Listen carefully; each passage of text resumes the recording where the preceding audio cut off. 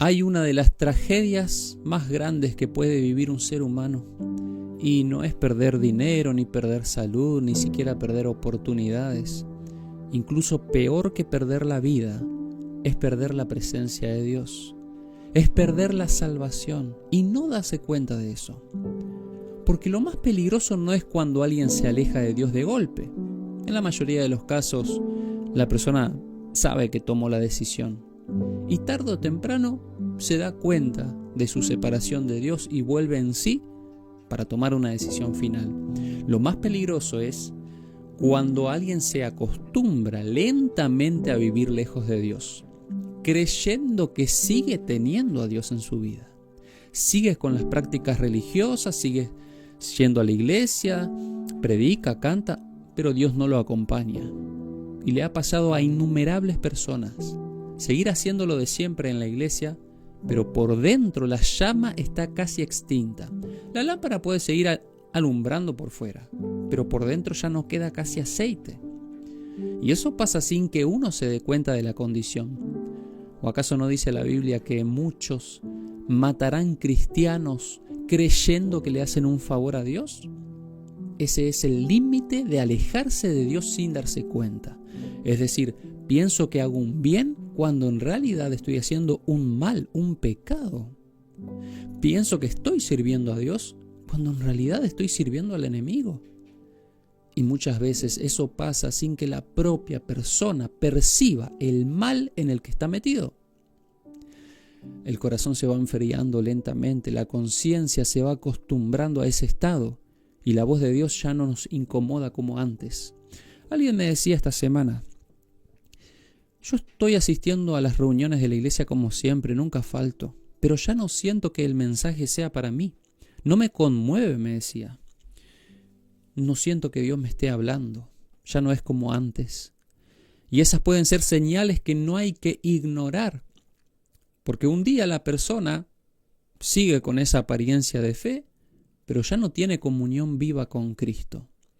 Ese peligro no solo se ve en las personas de hoy día. La Biblia misma está llena de ejemplos de algunos que pensaron que todo seguía igual, mientras el cielo ya había dado una advertencia. Y uno de los casos más fuertes es Sansón, un hombre llamado por Dios desde antes de nacer, un hombre apartado para una misión especial. Sansón era un hombre con una fuerza extraordinaria, pero una debilidad por dentro que nunca quiso entregar a Dios. ¿Saben qué? Sansón tenía un problema, no solamente los filisteos, su problema de jugar con aquello que Dios le había dicho que evitara. Pensó que podía acercarse al pecado sin ser atrapado por el pecado. Pensó que podía vivir entre dos mundos. Pensó que podía tener el poder de Dios y al mismo tiempo alimentar sus propias pasiones. Y así cayó Sansón. Allí en Jueces 16:20 dice: y le dijo ella: Sansón, los filisteos sobre ti. Y luego que despertó él de su sueño, se dijo: esta vez saldré como las otras veces y me escaparé. Pero él no sabía que Jehová ya se había apartado de él. Esa última frase da miedo, pero él no sabía que Jehová se había apartado de él. Eso significa que seguía pensando que todo seguía bien, porque él decía: yo voy a salir como las otras veces, me voy a librar. No pudo. Creía que todavía tenía la misma fuerza, creía que todavía tenía la misma cobertura, creía que todavía podía seguir diciendo: una vez más voy a vencer. Pero su decisión de revelar su secreto le costó muy caro. Dios se apartó de él y él no lo percibía, no se daba cuenta. Ese es el engaño más peligroso, hermanos. Perder la presencia de Dios y seguir viviendo como si nada hubiera pasado. Eso no ocurre de un día para el otro. Primero se descuida la oración, después se tolera un pecado pequeño, después la conciencia deja de protestarnos, después la voz del Espíritu ya no nos incomoda. Y un día, en medio del curso diario de la vida, mientras la persona trabaja, compra, ríe, hace planes, el corazón ya está endurecido. Ese es el peligro. No solamente el pecado visible, sino la lenta frialdad del alma. Sansón no cayó cuando le cortaron el cabello. Cayó mucho antes, cuando empezó a amar más el placer que la presencia de Dios. Y Satanás muchas veces obra con las mismas herramientas del pasado. Él te presenta una mujer mundana y conquista tu corazón, y luego tu vida es una miseria. O te trae un hombre aparentemente bueno, pero que no teme a Dios. Y luego tú empiezas a sufrir porque descubres la maldad de su corazón y te sientes utilizada. Porque nadie cae de repente. Primero se cae en secreto. Siempre digo que primero perdemos una batalla mental. Primero se cae en el pensamiento. Luego se cae en la justificación. Y el pecado nunca se queda pequeño. Nunca uno está conforme en el pecado. Siempre nos pide más. Y mientras tanto el tiempo sigue avanzando. Y el tiempo no tiene botón de rebobinado. El tiempo no vuelve. El tiempo no espera. No avisa qué pasa. No se puede volver a cuando teníamos 10 años, cuando teníamos salud, fuerzas para decidir, para comenzar de nuevo.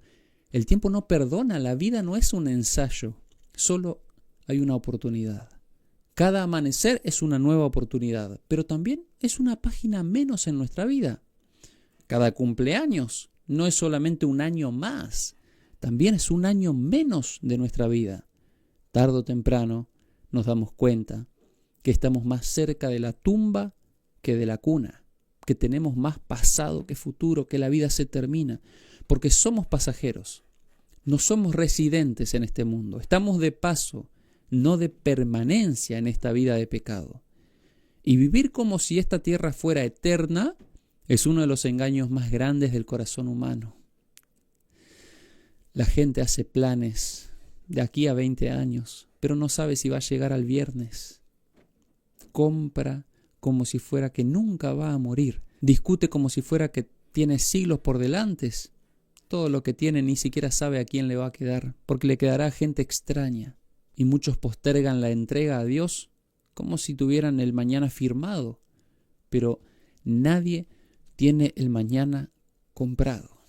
Por eso la Biblia insiste que el día es hoy. La vida es neblina. Aparece un poquito de tiempo y luego se desvanece, dice la Biblia. Y eso mismo ocurrió con Israel. El pueblo judío seguía convencido de que era una nación escogida, creyendo que no importa lo que venga, Dios va a intervenir para librarlos. Pero habían rechazado al único que podía librarlos, a Cristo. Y era verdad que habían recibido grandes privilegios como nación. Tenían el templo, tenían la ley, tenían los profetas, tenían la historia sagrada, pero confundieron privilegios con salvación. Creyeron que por tener símbolos santos ya estaban seguros. Mientras tanto, rechazaban al Mesías, que estaba ahí caminando entre ellos. Tenían religión, pero no querían rendirse a Jesús. Defendían el templo, pero crucificaban al dueño del templo. Guardaban las normas, las leyes, pero habían perdido el Espíritu Santo. Y Jesús los miró con dolor. Y Él no habló desde la frialdad, les habló llorando, diciendo: Jerusalén, Jerusalén, que matas a los profetas y apedreas a los que te son enviados. ¿Cuántas veces quise juntar a tus hijos como la gallina junta a sus polluelos debajo de sus alas? Y no quisiste. He aquí vuestra casa os es dejada desierta.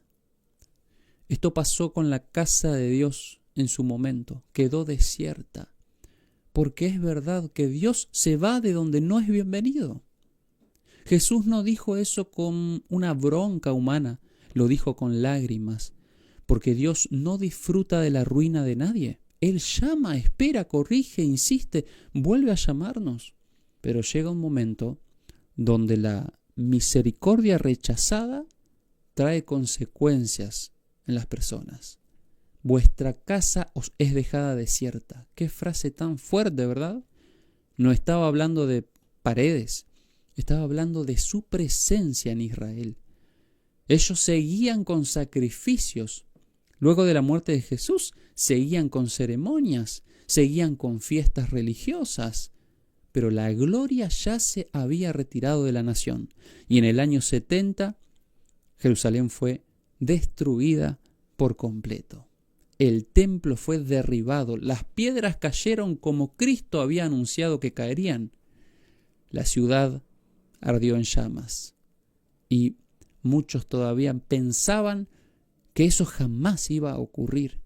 Ese es otro peligro, creer que porque tenemos historia espiritual ya tenemos seguridad eterna. Creer que porque tengo 30 años en los caminos del Señor ya tengo una cobertura. Según los años que tenemos, más ángeles se suman a protegernos. Así no funciona el mundo espiritual. Miren esto, la salvación no se hereda. No por ser hijo de pastor yo tengo mi lugar reservado en el cielo. De hecho, a mí no me gusta que me pongan el título de pastor. La fe no me alcanza para ser pastor. Yo soy un siervo, soy un hermano más, como cualquiera que está escuchando este video. Incluso inferior que los oyentes. Eso me considero. Y me considero así porque yo decidí servir de alguna manera, ser útil en algo. Como siempre digo, un siervo inútil que busca transmitir un mensaje del cielo, no mío, sí de padres cristianos. De mi madre heredé un carácter, de mi padre una biblioteca. Me topé con la salvación cuando encontré a Jesús y vi que Él me estaba buscando a mí hace más tiempo que yo a Él. Por eso no significa que yo tengo un lugar reservado en el cielo, porque si Pablo no pretendía haber alcanzado el premio, yo menos que menos. La experiencia con Dios no se vive por tradición, por herencia. Cada alma debe rendirse personalmente a Cristo. No alcanza con decir yo nací en la verdad. No alcanza con decir yo conozco la doctrina. No alcanza con decir estoy en la iglesia correcta. La gran pregunta no es dónde estás sentado o si estás en la sana doctrina. La pregunta es ¿quién gobierna tu corazón? Y la gran pregunta es si realmente estás salvo. Allí en Hebreos 2, 1 al 3 dice: por tanto es necesario que con más diligencia atendamos las cosas que hemos oído, no sea que nos deslicemos. Porque si la palabra dicha por medio de los ángeles fue firme, y toda transgresión y desobediencia recibió justa retribución, ¿cómo escaparemos nosotros si descuidamos una salvación tan grande? Esa es una advertencia amorosa pero fuerte. No dice cómo escaparemos si ignoramos la salvación. No dice cómo escaparemos si rechazamos. Dice cómo escaparemos si descuidamos la salvación. Descuidar, ese es el problema al que uno puede enfrentarse. Porque muchos no se pierden por rebelión abierta. Muchos se pierden por una vida espiritual descuidada. Hay ejemplos como el de Jonás, que huía de la presencia de Dios y sin embargo no perdió la salvación. Manasés, por ejemplo, hizo más mal en Israel que todos sus enemigos. Sin embargo, no perdió la salvación. Volvió a Dios, se entregó. Porque el problema no es ese. El problema no es irse lejos de Dios y luego reconocerlo. El problema, insisto, es creer que estamos cerca de Dios cuando nuestro corazón ya se apartó de Dios hace tiempo.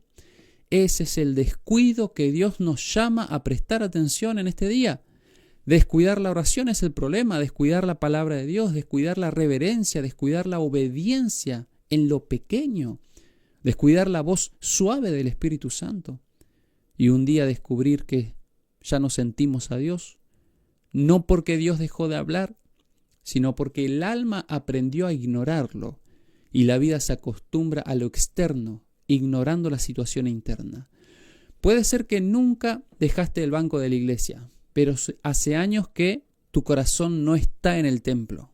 Y bien dice la palabra de Dios en Isaías que muchos lo honran de labios, pero su corazón está lejos. Bien dice la palabra también en Ezequiel de personas que están presentes el sábado en la iglesia, pero el corazón detrás de los ídolos.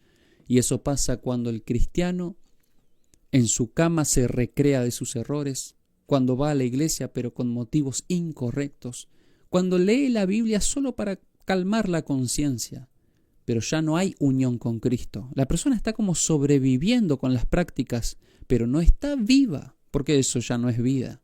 Y el Espíritu Santo se entristece de esa condición, porque Dios está buscando despertar a la cristiandad del sueño en el que está metido, pero nuestros oídos están tapados con el mundo.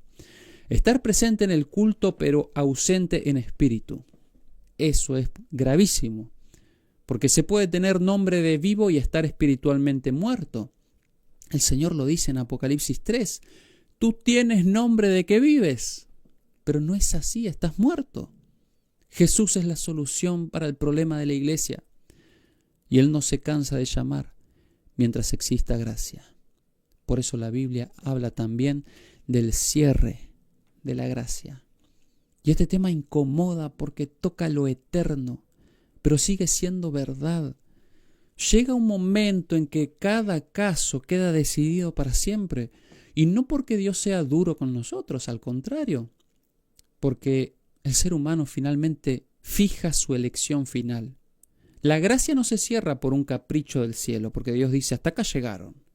Se cierra cuando el corazón ya no quiere abrirse más a Dios. Y muchas veces eso ocurre en medio de la rutina, no en medio de un trueno. Mientras la gente compra, vende, se casa, proyecta y sigue diciendo, todavía hay tiempo para tomar mis decisiones por Dios. Pero en Apocalipsis 22:11 dice, el que es injusto, sea injusto todavía. Y el que es inmundo, sea inmundo todavía. Y el que es justo, practique la justicia todavía. Y el que es santo, santifíquese todavía. En toda la palabra de Dios, Dios llama al arrepentimiento. Solamente aquí dice, si eres sucio, seguí ensuciándote. Si eres injusto, seguí practicando injusticias porque ya el tiempo se acabó. Ya no hay más oportunidades de volver. Este texto muestra que llega un momento donde ya no hay más cambio en las personas. La gracia que fue ofrecida una vez y otra vez finalmente se cierra. Y como en los días de Noé, durante años hubo predicación, durante años hubo llamado, hubo una puerta abierta, pero llegó el día en que la puerta se cerró. Y cuando empezó la lluvia ya era tarde. Allí en Génesis 7 dice, y los que vinieron, macho y hembra, de toda carne vinieron, como le había mandado Dios, y Jehová cerró la puerta. Qué increíble que los animales entraban y la gente no. Ese versículo estremece. Noé no cerró la puerta, la cerró Dios. Eso significa que hubo un límite, y ese límite lo marca Dios, no el hombre, no los ángeles. Y eso sigue siendo real hoy día, porque vivimos en una generación que cree que siempre habrá otra oportunidad más adelante. Después me bautizo, después dejo este pecado, después me entrego, después ordeno mi vida. Pero el enemigo ama esa palabra, después, porque sabe que muchos se pierden no por decir que no, sino por decir después.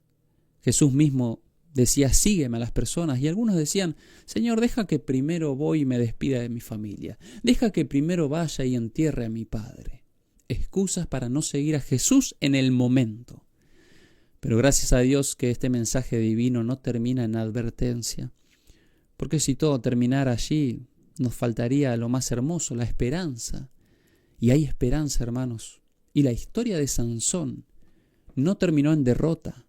Él cayó, él sufrió, él pagó las consecuencias reales de su pecado, pero no terminó lejos de Dios. Hubo arrepentimiento verdadero, hubo quebranto, hubo un clamor sincero. Cuando ya no tenía fuerza humana, recién entendió dónde estaba la verdadera fuerza, no en él, sino en Dios. La palabra dice, entonces clamó Sansón a Jehová y dijo, Señor Jehová, acuérdate ahora de mí y fortaléceme, te ruego, solamente esta vez, oh Dios, para que de una vez tome venganza de los filisteos por mis 2 ojos. Ese no fue un discurso religioso de Sansón, fue un grito de un alma quebrada. Y Dios escuchó. Eso nos enseña algo precioso a todos nosotros. Mientras hay vida, hay oportunidades de volver. Mientras hay aliento, hay puertas abiertas para el arrepentimiento. El problema no es haber caído. El problema es acostumbrarse a vivir caído. Pedro cayó, pero volvió. David cayó feo, pero volvió. Manasés cayó, pero volvió. Sansón cayó, pero volvió. Y si hoy estás peleando con una enfermedad, con una angustia, con un dolor que no entendés, no significa que Dios te olvidó. A veces Dios sana de este lado del sol y otras veces sana del otro lado del sol, en la otra vida. Pero en Cristo el final del Hijo de Dios nunca termina en derrota. Si Dios no te cura aquí, lo va a hacer allá. Si no responde como esperas ahora, responderá en la eternidad. Porque nuestra esperanza no termina en esta tierra. Nuestra esperanza tiene nombre, Jesús, y Jesús es eterno. Y Él sigue llamando hoy a los corazones, no mañana, hoy, lo dice en su palabra. Si oyeres hoy su voz, no endurezcáis vuestros corazones como en la provocación. Hoy, tal vez con lágrimas, tal vez con miedo, tal vez sintiendo que ya pasó demasiado tiempo, quizás la persona que ya no siente la presencia de Dios eres tú. Y no se lo dices a nadie, pero en tu interior sientes que algo no es igual que antes. Ya no sientes el llamado de Dios como antes, ya no te conmueven los mensajes como antes. Y es por eso que la Biblia te dice que hoy es la oportunidad, porque nadie tiene comprado el mañana. Todavía la puerta de la gracia está abierta. Todavía Cristo intercede, todavía hay sangre para salvarse, todavía hay perdón, todavía hay gracia, pero no será para siempre. La eternidad vale demasiado como para cambiarlo por un placer corto, pasajero. El alma vale demasiado como para dejarla enfriarse lejos de Dios. La cruz costó demasiado como para tratarla con indiferencia. Por eso hoy todavía Jesús sigue llamando. Y cuando Él llama, siempre vale la pena responder. Que podamos llegar al final, no diciendo casi me salvo, sino diciendo con paz y con gozo en el corazón, hasta aquí me ayudó el Señor. Soy salvo por la sangre que vertió en la cruz por mí. Y que cada día respondamos a ese amor eterno que nunca se cansa de llamar. Que Dios te bendiga grandemente.